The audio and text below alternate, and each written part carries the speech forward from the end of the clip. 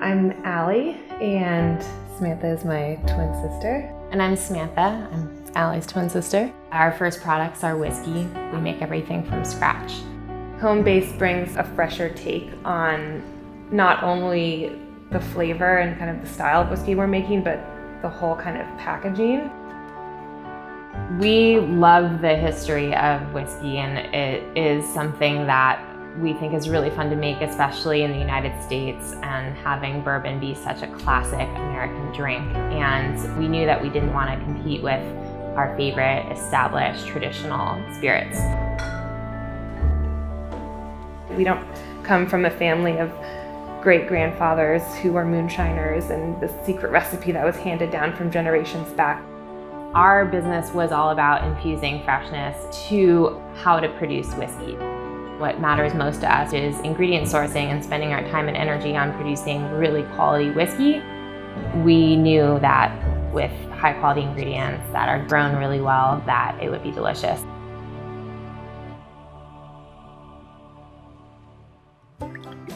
What makes whiskey whiskey is that it's made from grain.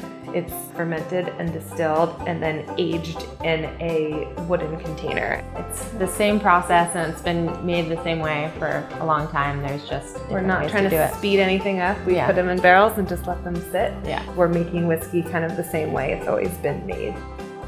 Being sisters, we've always enjoyed working together. Despite being twins, we're actually pretty different. And what we've found through starting this business together is that we actually have very different strengths. Allie really is great at the production and her palate in terms of the blends, and I tend to just lean more towards numbers. We've got only 4. Every time we import barrels, we have to submit a record of that. Every time we bottle and sell bottles, we have to submit a record of that. I'm really good at putting the corks in and all the labeling. We are a very small business, and that means that we literally do everything by hand, which includes labeling every single bottle. We both respect so much about what the other person is doing that it just makes it a really complementary kind of partnership. So this is one of our 30-gallon barrels. It's one of the next barrels that's going to be ready for us to bottle soon. So we like to taste it and make sure it's doing okay. We do like to sample as they go along. And also it's nice to crack open barrels once in a while to kind of get some oxygen, let them breathe a little bit.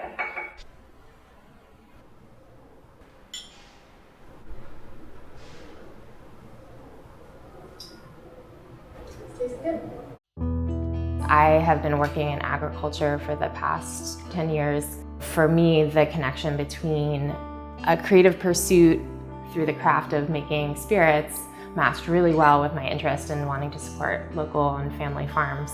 For me, it was not only a love of whiskey, but also a creative outlet. So it was definitely a combo of what our passions were. And there was a need for it. We really didn't see a lot of whiskeys on the market that were being very transparent about how they were being made, where the ingredients were coming from. I had been on the East Coast and I ended up meeting some farmers that were starting to build distilleries because spirits or other types of alcoholic beverages were a great value-added product. Starting this business together was, I think, really what prompted her move home, which she had been promising to do for 9 years. So for us, it was like, this is really our home base. It was her homecoming and getting to start the business here where we grew up. I got really into whiskey when I was working and living in San Francisco. It was kind of an intimidating thing to get into. I felt really unsure when I would go to bars to order something, so I just wanted to learn more about it. Starting to think about it more of an agricultural product, whereas with wine and beer, I think you're always kind of thinking about the ingredients, like wine, they promote what grape it's being made from, whereas whiskey doesn't really do that. There's a lot of kind of secrecy behind the whole method. I wanted to learn about why something was tasting one way versus another way. To me, that was all telling part of the story of whiskey. If we learn to love whiskey just by understanding more about the ingredients and the process, we think a lot more people would be into whiskey. What we think sets us apart is that we want to share all of this information with our customers. We put on our website for every batch that we release, who distilled it, who grew the grain, when it was made, what kinds of barrels it was aged in, where the barrels came from. All those different components do affect the flavor in each batch.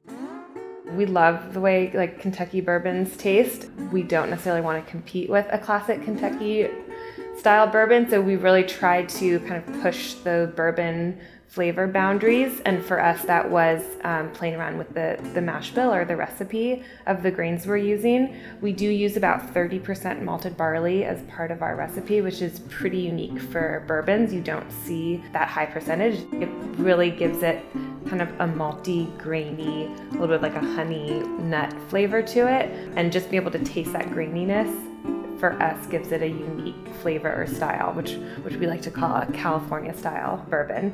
Ready to? Okay, yeah. Yeah. Let's try that. Yeah. Cheers. Cheers. To your health.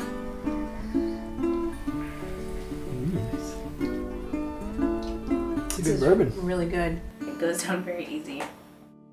Being brand new whiskey producers, we also felt really strongly that if we started with really high quality ingredients, we were going to end up with a high quality product.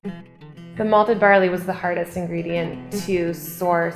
We were excited to stumble across Mecca grade in Oregon. They're one of the first farmers to grow, harvest, and malt all their barley on one farm.